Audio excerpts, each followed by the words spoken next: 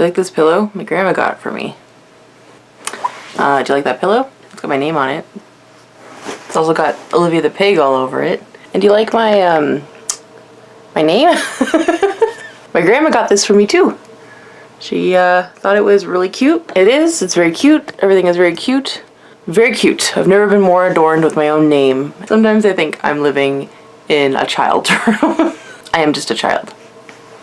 Anyway, it's been a hot minute. I am so sorry. Let's just start with where I've been. So it's been about 3 weeks since I actually filmed a video, which I know I say this a lot, but I think that's about as long as I've ever gone without filming a video. I know no one really cares, and I know that this video is not going to be as popular as the rest of my videos, because typically when I do a update video about myself and whatever, it doesn't seem to be as well viewed as the rest of my videos, which is fine. I just like to update you on what's going on with my general health and stuff, because that's kind of what this channel is about. Other than the fun, silly, more entertaining, and more diverse topics, I'm really just also here to talk about myself. I'm really here just to also tell you about what's going on with my own bladder health and all that fun stuff. But yeah, no, I just was away on vacation last week, over the weekend as well. I was visiting my best friend, and if you follow me on Instagram, then you will have seen some of my various stories and stuff, which I highly recommend because I think I'm just very entertaining. And then over the weekend, of last weekend, I visited my brother and his wife and my nephew. Ooh. And then the week before that, I had some family stuff going on the weekend, and now I'm here. So this will be a very casual video. So when I was away, because where my best friend lives is very close to where my doctor is in Toronto, so I made it planned so that when I go see my doctor in Toronto, I'd spend my first night with Ashley, and then we'd spend the rest of the week together, so that last Wednesday morning I had my doctor's appointment with the Medtronic rep, who does, as you know, should know by now, that I have an InterStim implant, and then they actually take a big device and then they reprogram this device, which changes these settings in my InterStim implant. So my doctor's appointment was to see him on Wednesday morning, and then the rest of the week I just hung out with my best friend and we did birthday stuff because it's her birthday on the weekend. So yeah, I took some notes because I thought it was a particularly interesting visit, because I thought I knew almost everything there was to know about this little device and the one in my butt, because I thought I knew. I thought I was told everything I needed to know, but apparently I was wrong, because I think there was about 4 takeaways I took from that whole experience, but I'll go through those in a minute. But the first part of my journey to the doctor's office was the waiting room, and every time I go there, it's standard to wait at least 1 to 2 hours. And if you don't wait 1 to 2 hours in the waiting room, then you're lucky. It's happened a couple times, but for the most part, you're waiting average 2 hours in the waiting room, just because of the way, I guess, I guess that's just the way busier hospitals work. It's not like I'm not complaining, I'm just saying that's usually the way it goes. But when you're new there and you don't really know what you're getting into, you're not from Toronto, it's a bit of a surprise. Because I'm a veteran at going to this hospital, I know that I have to show up super early to even get parking, so like even a half hour early. You have to wait in line if you want to get parking at the hospital, otherwise you have to risk it and go somewhere else and try and walk your way back to the hospital. You have to get there early to get parking, so I try to show up at least 45 minutes early to the appointment, so if I get into parking early, then I can show up early for my appointment.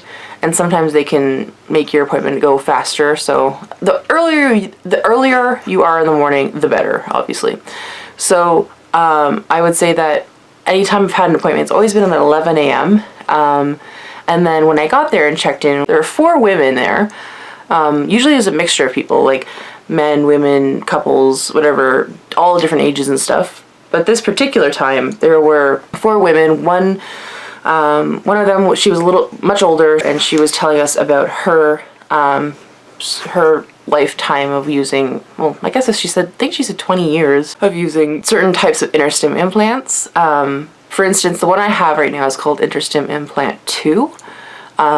So I think it's just the second model of InterStim implants that they've done. So maybe she had the first one, I'm not sure. And then there was another lady, she, I would say, was probably in her mid-20s or 30s. Another two ladies who are probably around the same age, probably mid-40s or something like that, maybe early 50s. So we all started chatting, and I was with my best friend, and she didn't really have anything to chat about, so she just started listening to everyone. And we all had very similar cases of the trial period. I think I've talked about that a little bit. Before you're allowed to even be considered for this surgery, which I've had twice, you have to go through a trial period. The trial period is where they stick the lead in manually, like a very small little lead through your tailbone, I'm pretty sure. And, well, I should know this. I'm pretty sure, yeah, I'm positive it's through your tailbone. And you're just a regular doctor's room, and they just stick it in, and then they try and stimulate certain parts of your sacral nerves, and they ask you where you feel it, and it's very uncomfortable, and it made me cry like a little baby because it hurts so much. And all of us said the same thing. We were just like, yeah, the trial period was great. It went well. And since we've had the surgery, it hasn't gone so great, and there hasn't been much success, if not at all, any success from having the surgery. And I thought I was, as per usual, you don't know until you ask people. I thought I was the only one who had that kind of problem because my doctor didn't make it sound like it was a regular thing. It was just surprising to hear these 3 or 4 ladies say like, yep, it didn't work. It worked really great during the trial. It didn't work so well since I've had the actual implant. I actually wrote down all of my notes in like this big old binder because I knew I was going to forget everything. So I'm going to take a good look. One of the ladies had retention, which I've talked about before. And I've said that InterStim is also for people who have bladder retention. So she was saying how she had the version that they offer in the United States, which is completely different from ours. Like, so she said that she has to sit and charge hers every 2 weeks, which is really strange. But she also gets like, I think 15 years of battery with that one versus the ones we have where we don't have to charge it. It is 7 to 10 years of battery before you have to replace the implant and get a new one. But yeah, she said like every 2 weeks she has to sit down and charge her implant in her butt. The third lady was the one who started the conversation, and she was very nice, and she was very optimistic and keen to hear about everyone's journey and stuff like that. And she said she had had hers since November. She had asked if anyone had heard of any online support groups and stuff like that, and so for overactive bladder and for this problem in general. And so I sort of spoke up, and I was like, I ran my own. Like a little weirdo. And she was just kind of confused, I think, but also intrigued. And so I said how I ran my own YouTube channel. Obviously, well, I make my own YouTube videos about this and Facebook group and everything. So if she felt like checking it out, I gave her my name. And so if you're watching this, hi! Also, I just thought that was really cool that I finally got like a chance to talk about it. But I didn't really want to like go over my entire life with everyone. I just thought I was just trying to participate in the conversations where I saw fit. But yeah, it was just like really nice to chat with everyone. And then the fourth lady, I believe the fourth lady said she had had hers for 5 weeks. She just seemed kind of frustrated and upset with everything, and I could definitely see that she wasn't doing too well with her overactive bladder. Was certainly not cured in any sense. But from the overall consensus was that we all had great trial periods, and then now it's not going so well. So that was the first part of my day, and now I'll get to talking about myself. When I finally got to see the guy, I sat down and Ashley was with me. Essentially, you sit across from him in a tiny little room is what it's like for me, and they place he charges his device up next to yours, and it's like 5 times as big. So I think I've said this before. I've always said that I felt it in my toes and in my leg, specifically my right leg. And when I had my trial period for the InterStim implant, I felt it in my left leg. So it was completely opposite. So now it's always been in my right leg for both procedures, both surgeries of the implant. And by felt it, I mean the stimulation of the implant, it affects your sacral, it's touching nerves, right? So your nerves are gonna, sometimes they're gonna touch other nerves that shouldn't be affected, right? So his basic understanding, or basic way of telling me what's going on, which I remember him telling me before, was if you're trying to communicate to someone in a room just by talking to them, you're not going to yell at them if they're across the table from you. Otherwise, you're going to get other people's attention. Same with the way that the interesting works. So if you have if the needle is, or the stimulation is touching some nerves, and if it's too high or if it's too loud, in a sense, it's going to touch other nerves and it's going to affect those, and then they're going to be stimulated and move or twitch or whatever they need to do. So that's essentially what was happening for, I don't know, a year. Forever. Like, ever since I had the first surgery, I could always feel it in my foot. And I swear to God, I always told him that. But he said that I shouldn't, and he can fix that. And I was like, what? Are you kidding? I wasn't mad. I was just so shocked and annoyed, because I was like, I know I've told you this before. I could always feel it in my foot. And he looked so surprised, and I was so surprised, and everyone was surprised. And I was like, yes, I can feel it in my foot. I can feel it all through my leg. It's like moving, it's like curving my toes, because it was also on an intermittent like settings, right? So it would be on for 16 seconds and off for 8.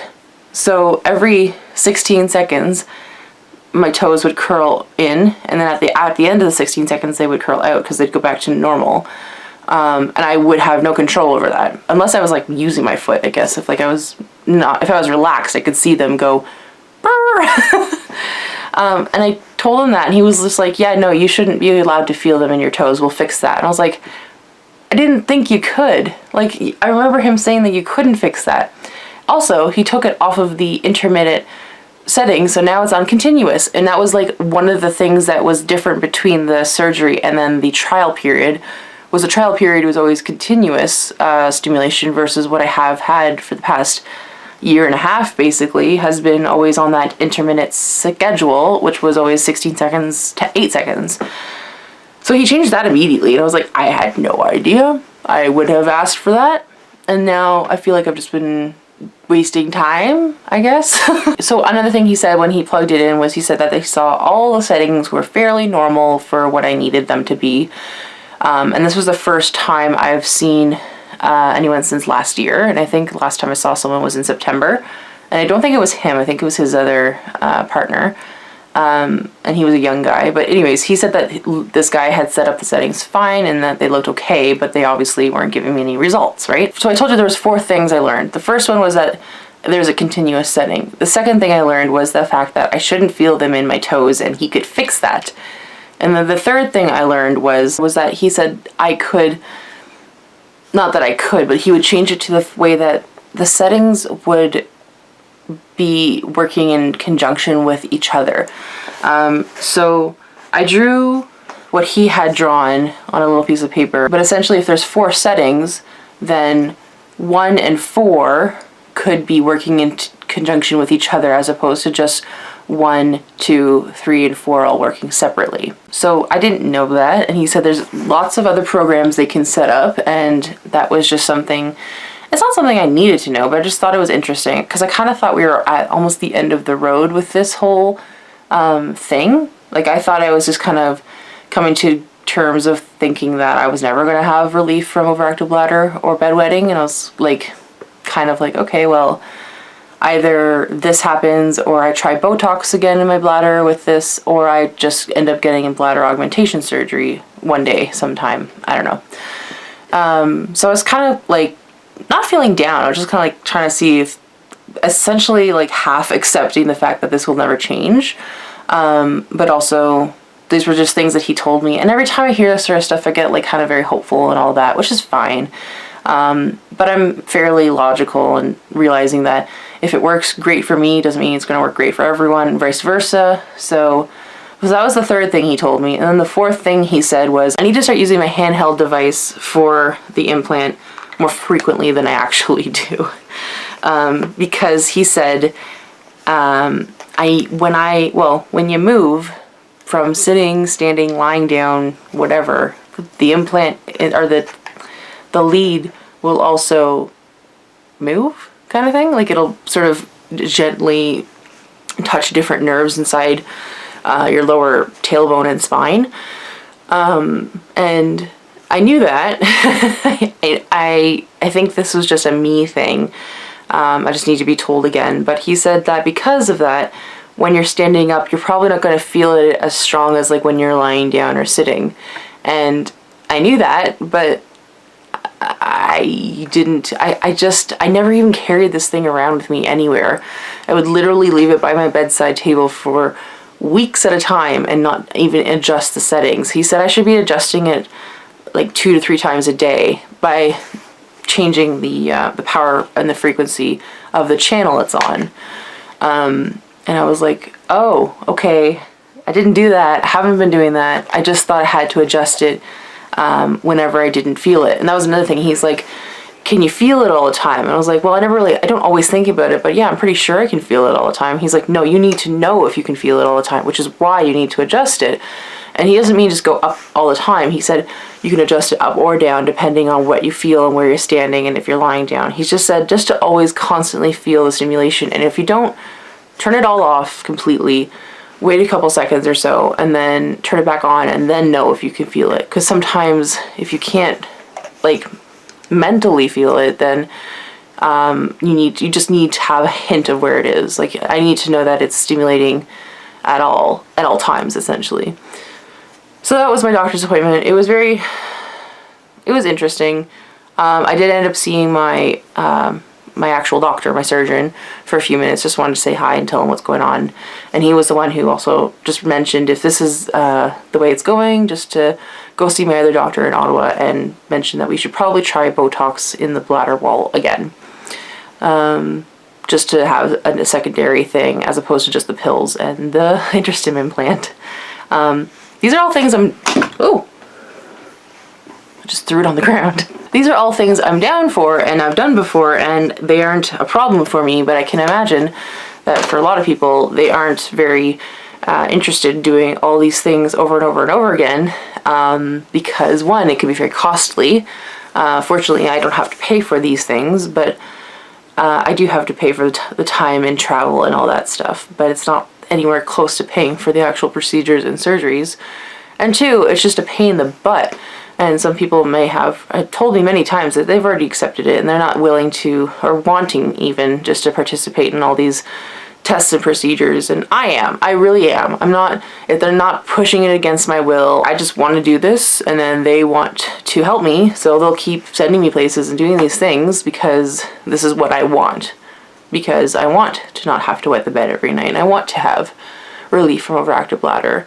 And I want to tell you guys all about it too. So that's just the way things are going. And and on Monday, which is tomorrow, so tomorrow I am going to the cardiopulmonary part of the hospital to see if they'll let me do another sleep study or if they can just set me up with a CPAP machine. I think it's probably just for a sleep study at this point because they're probably going to want to see if anything changed in the past 3 or 4 years. But there is very good evidence that having, if you have any sort of sleep apnea, which I don't know if I've had my entire life because I've had bedwetting my entire life, but there's a chance that it could absolutely help with bedwetting at night if you have a CPAP machine. So I'm willing to try that as well, obviously. So yeah, that's just my big long-winded story of where I've been, what I've been doing, what my life is like, and stuff. And I just thought I'd share it with you. Yeah, so if you want to follow me on Instagram, I just think I'm hilarious, and I know that people don't really need to give themselves a reason to follow someone, but go follow me there. Or if you want to subscribe here, do that too. Anyways, have a great day. I'll see you hopefully next weekend. If I have some news to update with you with, and if not, hopefully I'll have another video coming out. Okay, have a great day and week, everybody. I'll see you later. Bye!